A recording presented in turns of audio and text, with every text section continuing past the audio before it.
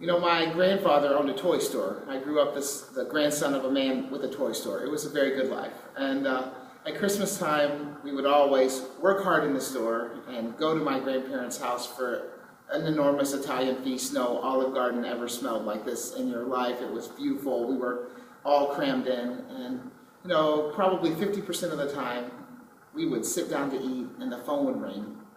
My grandfather would go answer the phone, and it would be someone who, the reasons were always different. Their car broke down, their boss didn't let them off work, but for whatever reason, they had put on layaway all these toys for their children at Christmas, and they're still locked in the store on Christmas Eve. And we would always put all the food back in the oven, go out to the car, and drive to the store and open up for them. And my dad stopped my grandfather one day and said, "Joe, don't go. Tell that lady it's too late. She can get it tomorrow." And my grandfather looked at him like he was from Mars. Like, tomorrow, Christmas is over. Tomorrow, you didn't give your children anything for Christmas.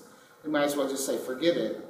So my grandfather looks at me, and you ever have a moment in your life that's like a scene from a movie? If they made a movie of me, this would be the scene from the movie of my life. And he says to me, "Listen, that man made a big mistake. He had the money, he had the receipt, he had the car, he forgot. He forgot to come pick up all the presents for his children at Christmas. That's a very big mistake. But you know, when he lays his head down on the pillow tonight, do you know who he is? He's a man that made a mistake. That's all. No more, no less. It's just, he's a man that made a mistake." And he said to me in the cold outside by his car, he said, "You know, I'm going to lay my head down on the pillow tonight too, and when I do, the question I'm going to have to answer for the rest of my life is, which would be worse? To be the man that made the mistake, or to be the man that knew how to fix it, but decided not to?" And I think I just want to be that guy, you know, that says, hey, I can fix that. To be holy is simpler than you know.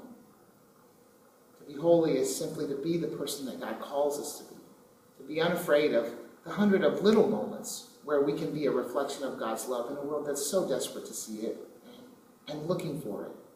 So this Christmas, let's be that, a little bit less so that God can be more in us. And on behalf of myself and all of OCP, we say Merry Christmas, and we're praying for you. Please pray for us. God bless you.